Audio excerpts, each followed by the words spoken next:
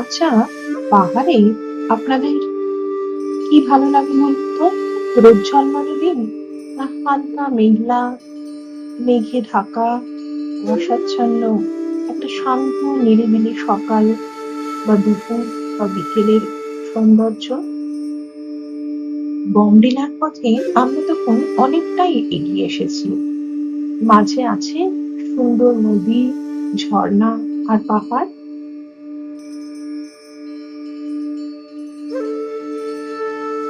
রহস্য এই পাহাড়।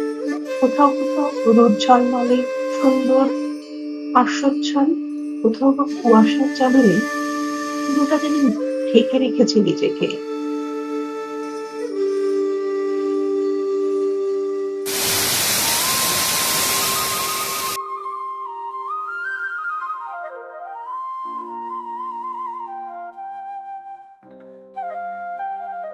দূর থেকে দেখা যাচ্ছে দুর্দুলতাং মনেস্ট্রি।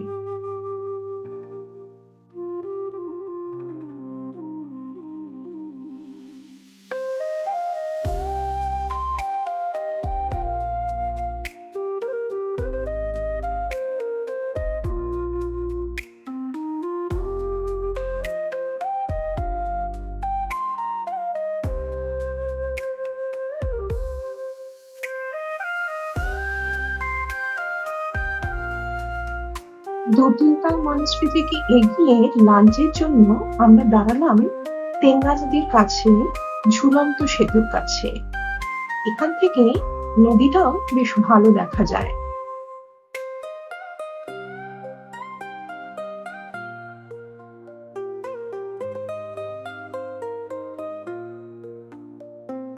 এটা তেঙ্গা নদীর কাছে একটা ঝুলন্ত কাঠের সেতু। সেতুর উপর কিছুক্ষণ দাঁড়িয়ে হাওয়া খেতে মন্দ লাগছিল না। এখান থেকে দুর্দুলতাং মনেস্ট্রির বেশ একটা সুন্দর ইউনিক ভিউ পাওয়া যাচ্ছিল।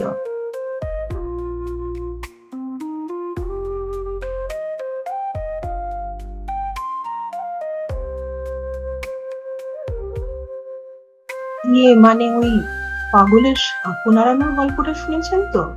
আমাদের সহযাত্রীদের মধ্যে অনেকেই রিলস বানাতে এতই মশগুল, এই সাঁকো নাড়িয়ে রিলস বানিয়ে তারা বেশ মজা পাচ্ছিলেন। সাঁকোটিতে 10 জনের বেশি ওঠা মানা থাকলেও তারা মোটামুটি জনা 15 উঠে পড়তে পারলে খুশিই হচ্ছিলেন। তাই মানে মানে কেটে পড়াই ভালো।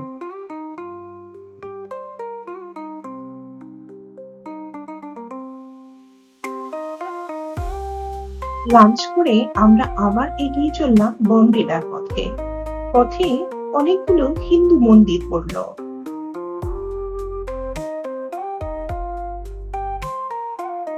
পাহাড় তখন শুরু করেছে মেঘ আর বৃষ্টির এক লুকোচুরি খেলা। পেঙ্গা ভ্যালিতে তখন মেঘ বৃষ্টির লুকোচুরি খেলার মধ্যে দিয়ে আমাদের এগিয়ে চলা আরো সামনের দিকে।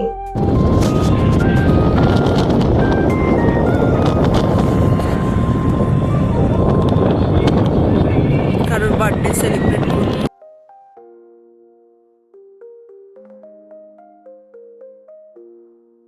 বমডিলায় যখন পৌঁছলাম তখন অঝোর বৃষ্টি নেমেছে। কোথায় একটু ঠাঁই পাই, শেষ পর্যন্ত ঠাঁই পেলাম করুণাময়ের জন্যে। পৌঁছে গেলাম বমডিলা মনেস্ট্রিতে। প্রায় ৮,০০০ ফুট উচ্চতায় অবস্থিত এই মঠটি বহু ঐতিহাসিক উত্থান পতনের সাক্ষী। দেখেছে ১৯৬২ ইন্ডিয়া চায়না ওয়ার, তবুও কি যেন প্রাণে গম্ভীর শান্তি আর সংহতির বার্তা প্রচার করে চলেছে। বাইরে দুর্যোগের ঘনঘটার মাঝে আমরা তখন ভেতরে পরমারাধ্যের আশ্রয়ে বোধিসত্ত্বর পায়ের কাছে বসে মনে হয় পৃথিবীতে কেন এত অশান্তি, কেন এত সংশয়? শান্তি, সংহতি, ভ্রাতৃত্ব, এই বোধ কবে আবার ফেরত আসবে? কবে আসবেন মৈত্রেয় বুদ্ধ? বৃষ্টি থামলে বেরিয়ে আসলাম মঠের বাইরে। প্রদীপ প্রজ্বলনের সময় তখনই হয়নি। থেকে যেন নেমে এসেছে ঘন অন্ধকার। আশপাশে পাহাড়ে তখন মেঘ ঢেকে রেখেছে সূর্যের আলোকে।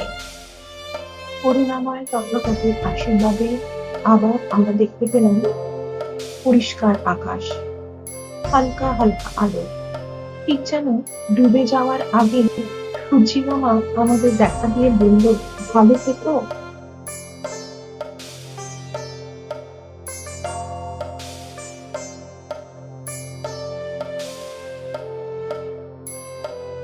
আমাদের মতো অনেকেই তখন ছবি তোলার জন্য বাইরে এসে দাঁড়াচ্ছে।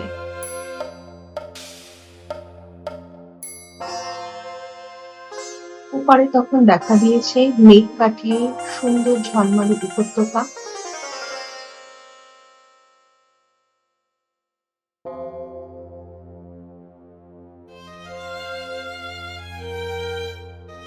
এই মঠটি দক্ষিণ তিব্বতের সোনাগনসে মঠের একটি প্রতিরূপ। এখান থেকে আমাদের পরের গন্তব্য ছিল বমডিলা ওয়ার মেমোরিয়াল।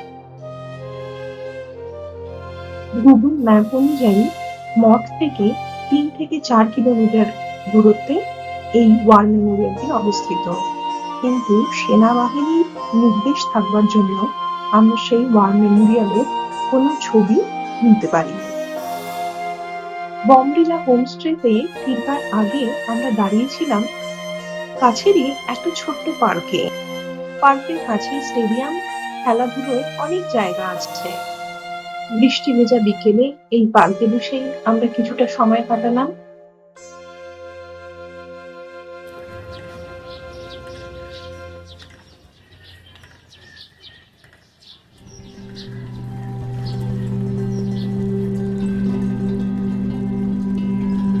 সন্ধ্যা নামতে আমরা পৌঁছালাম আমাদের হোমস্টেতে।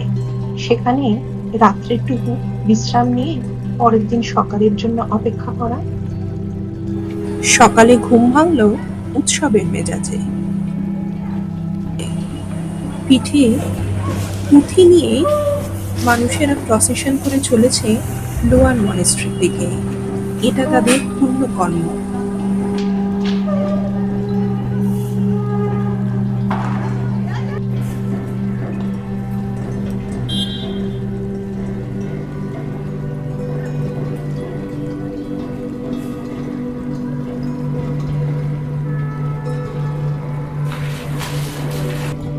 আরেকটু বেলা হতে আমরা গিয়ে পৌঁছলাম সেই লোয়ার মনেস্ট্রিতে। উৎসবের সাজে তখনও সেজে আছে লোয়ার মনেস্ট্রি। এই উৎসবের জন্য প্রকৃতিও যেন আজকে নিজেকে অন্যভাবে ঢেলে সাজিয়েছে। এই রোদ ঝলমলে সকালে বমডিলাকে বিদায় জানিয়ে আমরা এগিয়ে চললাম দিরাংয়ের উদ্দেশ্যে।